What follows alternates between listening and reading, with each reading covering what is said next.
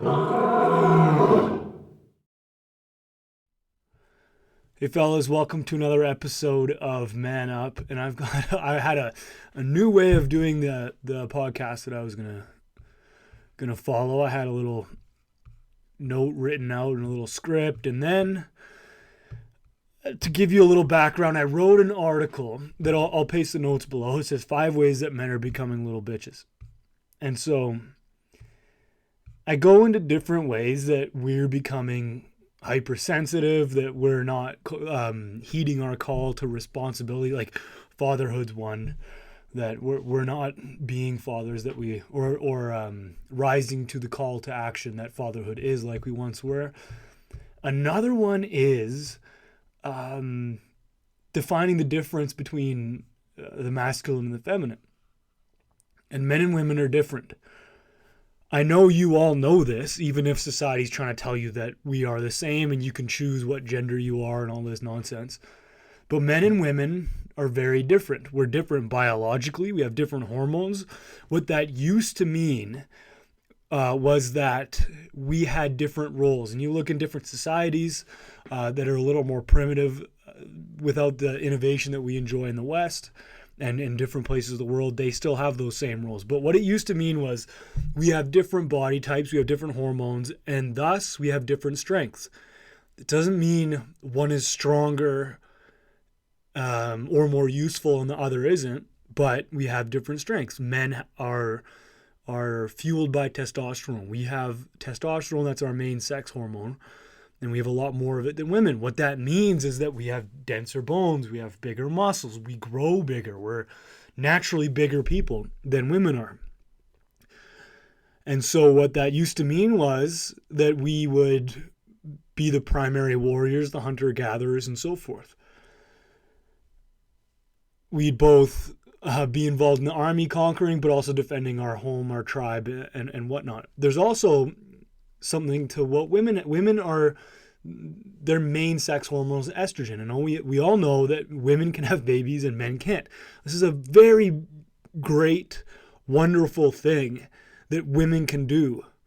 It's the most beautiful thing that can be bestowed upon someone is having a child. You're carrying on your name, you're carrying on your legacy, you're creating, or you're adding to the society, you're adding to the population. It's what makes humans thrive, is we need to keep on having kids and so forth. So while a woman is pregnant, and even while the child is 1, 2, 3, 4, 5 years, that child needs a lot of care and a lot of attention. And when the woman's pregnant, she is more dependent on the man to go get food, to go get, or to protect her, to provide for her, and so forth. What women, or what modern feminism has done, is somehow forgot about the gift that is childbirth, the gift that is being able to not only have, but be with the child for their formative years. And their definition of what success is for a woman is judging a woman based on masculine attributes, values, abilities. They don't think about the feminine. They don't think about what's innately and beautifully feminine. They only think in terms of what men can do. And there's reasons for that, because there was a point where women couldn't vote, and there was a point where they didn't have the same rights and this and that, but we have the same rights now. And what's gone on is that women want to, or feminists, this is radical feminism, and there's men and women that are radical feminists. They want to get into the areas that are dominated by men. We're talking like Navy SEALs, firefighters, and this and that, and they want to get in there so bad that they're willing to degrade the testing and the testing needed to get a position in the military, to get it, or special forces, and to get a position in firefighting and this and that, when the testing is there, so that only an elite group can enter this profession because of what's expected of you.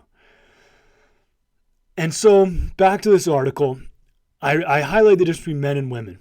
There's good differences between men and women that need to be highlighted. And if we could remove everything that we have here, if we could remove the homes, the central heating, the electricity, cars, planes, trains, all that stuff, we would be thrust back into our roles once again if we wanted to continue our species, if we wanted to have children, carry on our name. And there's nothing better than, I'm sure, like I'd talk to my friends who are parents and fathers and so forth. There's nothing better than being a father, and there's nothing better than being a mother. So I think that's something we innately want to do. But if we're thrust back into this way of living minus technology, we are then thrust back into the roles that we once had. And these roles, either the roles or our biology or both, made men and women not only different physically and different in our roles, but different in how we deal with things. Men think in a logical, step-by-step, orderly fashion.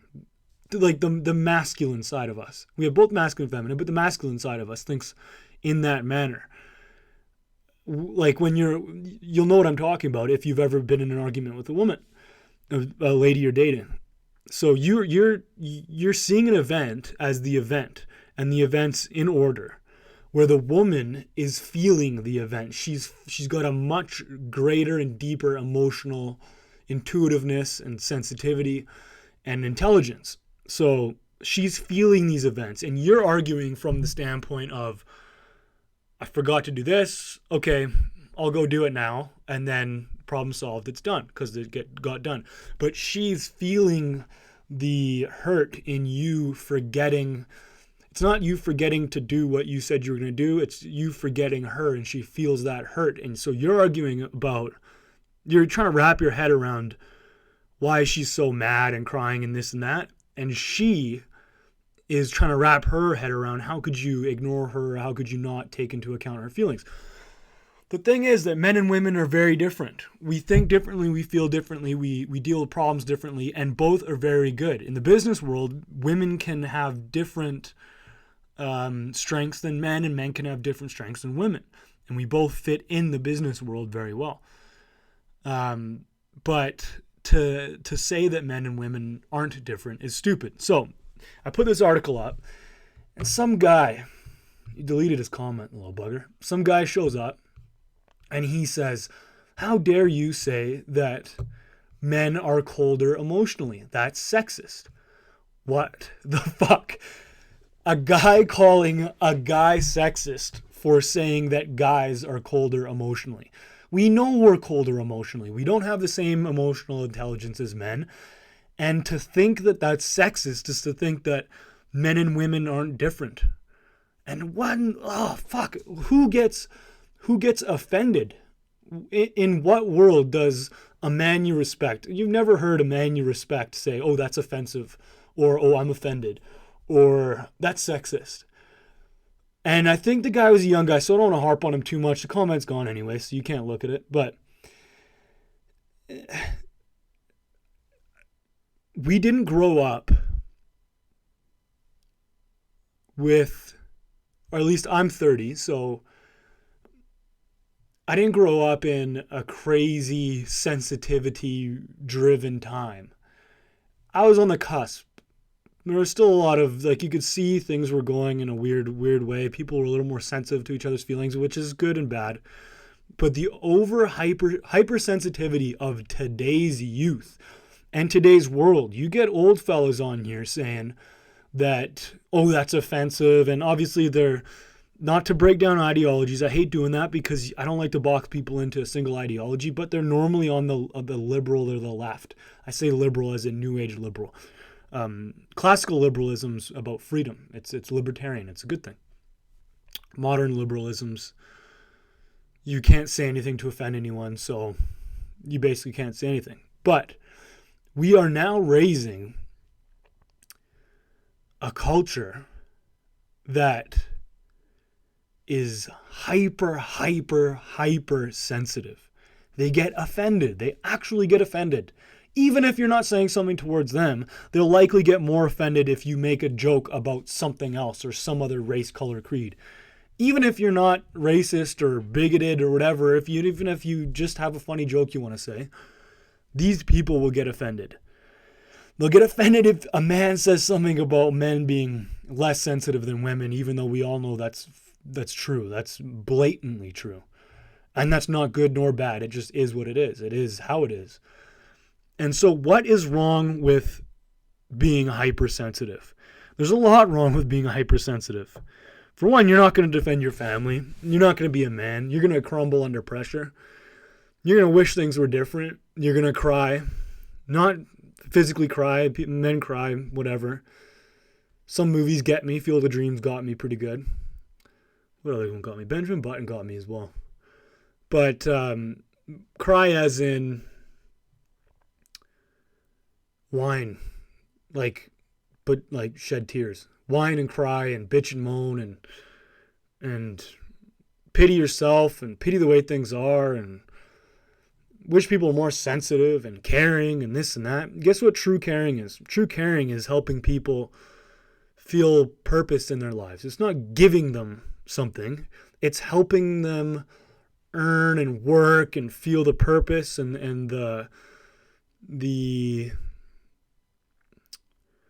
value in being a part of a collective. When you work and you pay your taxes, they're insanely high, but when you pay your taxes and you contribute to society, you might give to a charity, this and that, you feel like you're a part of something, even if you write that check and you just hate writing that check and sending it off to a government that's going to waste all your money.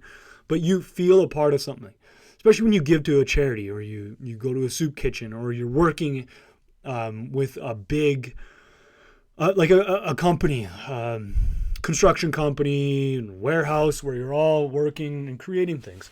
You feel a part of something, and it's those that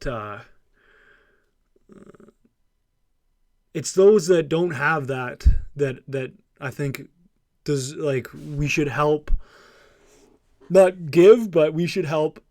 That's why we need job creators.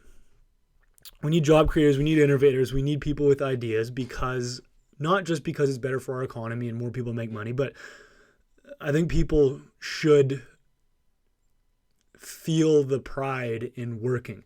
And when you're sensitive, when you're hypersensitive, A, you're not going to think about the big picture. B, you're not going to help anyone. C, you're going to hurt yourself and those around you by being just an utter pussy. And D, you're not going to see the truth. You're not going to find humor in our differences. You're not going to bridge the gaps between different cultures and creeds and ideologies. You're going to be so hypersensitive that as soon as someone says something wrong, you're going to shut down conversation and you're going to call a guy sexist. And you're a guy calling a guy sexist. Anyway, we are developing a dangerous lot with the new breed and with how we are teaching our kids to be sensitive. We're removing PE from schools. We're removing fighting from schools. That's how boys deal with problems. They fight. We're removing dodgeball and competition. We don't want the strong to pick on the weak when it's the true strong who will uplift the weak. Back when I was in high school, we all went through this. You had a problem with a guy you fought. You ended up becoming good friends. You were a truly strong guy and a big bully was picking on someone, you go and beat up the bully because the other kid couldn't pick up for himself. That's strength. And the bully would then understand the error of his ways and typically come around when he's forced with force or when he's faced with force.